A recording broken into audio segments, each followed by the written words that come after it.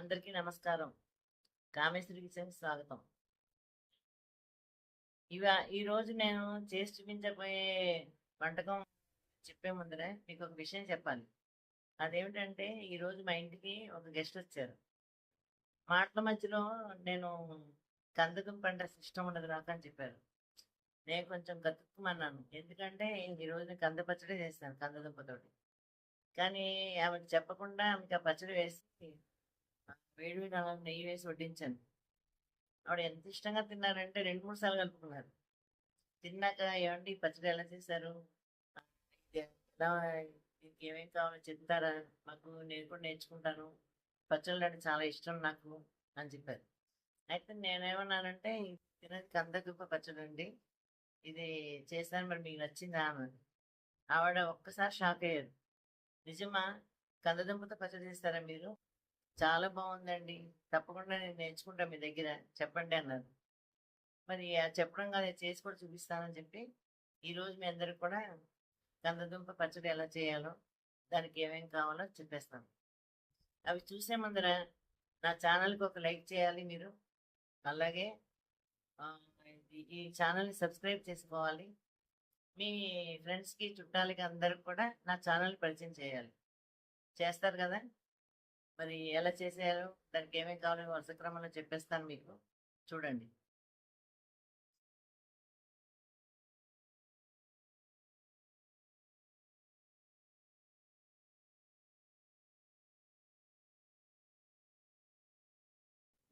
పచ్చడికి కావాల్సిన పదార్థాలు: చింతపండు గుజ్జు ఒక 2 స్పూన్లు చాలు మనకి, పావు కిలో కాబట్టి.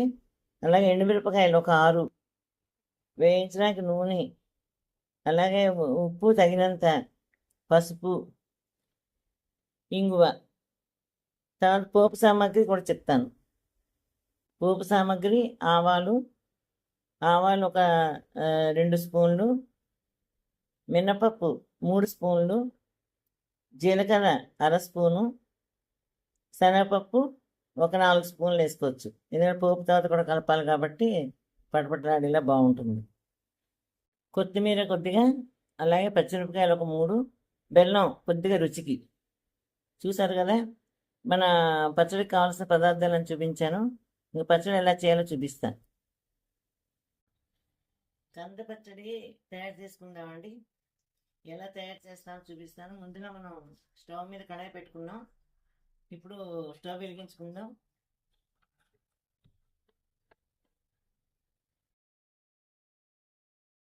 కడాయి కాస్త వేడెక్కాక నూనె వేసుకుందాం. స్టవ్ వేడెక్కింది, నూనె వేసుకుందాం. ఫస్ట్ పోపుకే కాబట్టి కాస్త చాలు. ఈ పచ్చడికి నూనె ఎక్కువ పట్టదు. పోపు వేయించుకోవడానికి కాస్త మనం కంద ముక్కలు మగ్గించుకోవడానికి తప్పితే ఇంకెక్కువ పట్టదు. నూనె వేడెక్కింది కాబట్టి మనం శనగపప్పు అవి వేసుకుందామండి.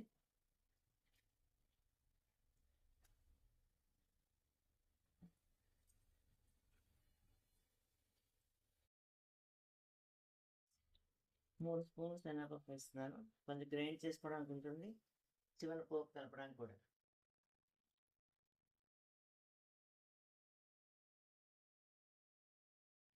ఎప్పుడు కూడా పోపులు వేగేటప్పుడు ఫస్ట్ పప్పులు వేసుకోవాలి. అవి అవి ఎక్కువ తొందరగా వేగవు. అలాగే 2 స్పూన్లు,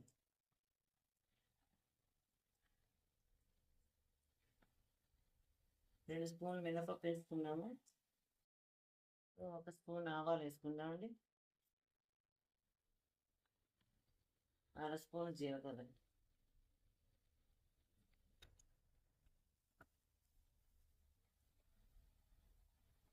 పెద్దగా వేగిందండి. ఇప్పుడు మిరపకాయలు వేసుకుందాం. ఒక 4-5 చాలండి మిరపకాయలు. ఇంకా పచ్చిమిరకాయలు కూడా వేస్తాం కాబట్టి ఆ కారం ఈ కారం సరిపోతుంది.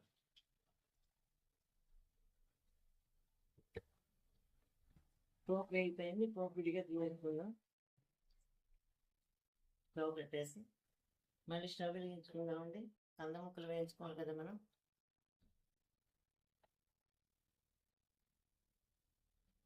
ఈ కంద ముక్కలకు కూడా మనం ఒక గరిటె చాలు నూనె.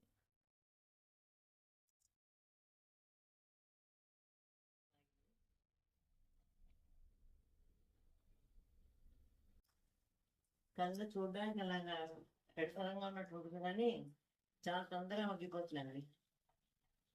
ఎక్కువ సమయం పట్టదు మనకి.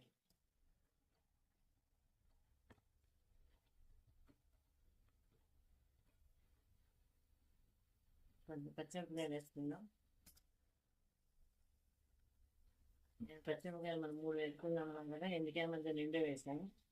మన కారం ఎక్కువైపోతే కష్టం మనకి. ఉప్పు కూడా ఇప్పుడే వేసేద్దాం, మగ్గుతుంది మంచిగా.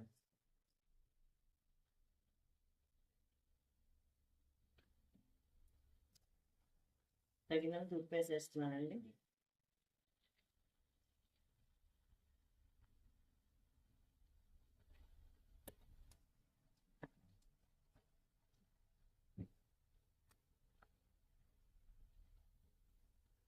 అలాగే పసుపు.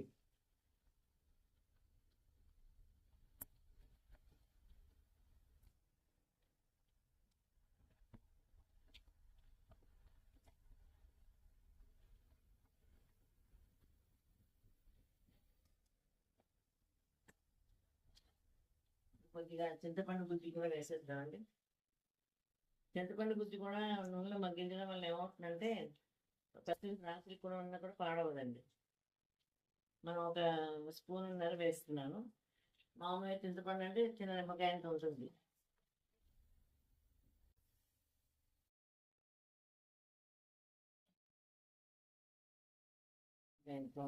అలాగే ఇప్పుడు కొంచెం కొత్తిమీర ఇందులో వేసుకుందాం. మిగతాది పచ్చడి గ్రైండ్ చేసేది గార్నిషింగ్ బాగుంటుంది.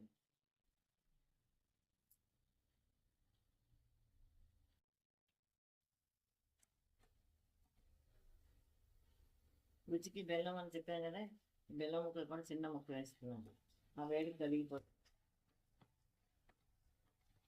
ఇప్పుడు బెల్లం ఇలా చిన్న చిన్న కుందుల్లా వస్తుందండి. ఇవి చక్కగా నైవేద్యం పెట్టుకుంటాను దేవుడికి.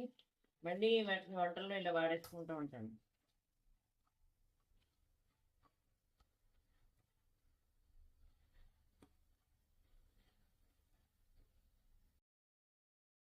కాసేపు మగ్గితే ఇంకా మెత్తగా అవుతుంటే బాగుంటుందండి. చూసారు కదా, కంద ముక్కలు చక్కగా మగ్గిపోయి చింతపండు, బెల్లం, ఉప్పు, పసుపు అన్నీ వేసి పచ్చిమిరపకాయలు వేసాం, కొత్తిమీర వేసాం, అన్నిటితో చక్కగా మెత్తగా మగ్గిపోయింది చూడండి. అలాగే మన పోపు కూడా చల్లారింది. చూసారు కదా, పోపు అంతా కూడా రుబ్బేయకుండా కొంచెం గింజలు ఉంచేసి పోపు గింజలు చివరి పచ్చడి కూడా కలుపుకుందాం. కొత్తిమీరతో గార్నిషింగ్ చేసుకుందాం.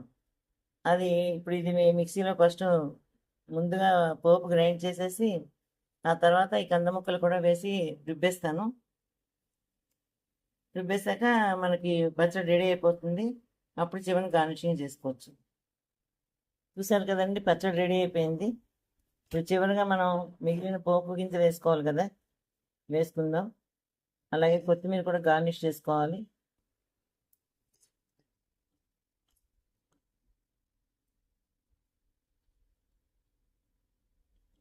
ఇంగువ మనం పచ్చి ఇంగువ వేస్తాం కాబట్టి రుబ్బేటప్పుడే వేసేసాను.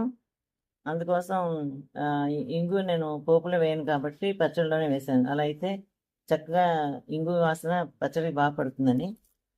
మనం తర్వాతనే కలుపుకోవచ్చు, లేదా పోపులోనే వేసుకోవచ్చు. మనకి ఎలా ఇష్టమైతే అలా వేసుకోవచ్చు. ఇప్పుడు కొత్తిమీర కూడా చల్లేద్దాం. వడ్డిచ్చే ముందర మనం ఒకసారి బాగా కలిపేసి వడ్డిస్తే పచ్చడి తాజాగా ఉంటుంది.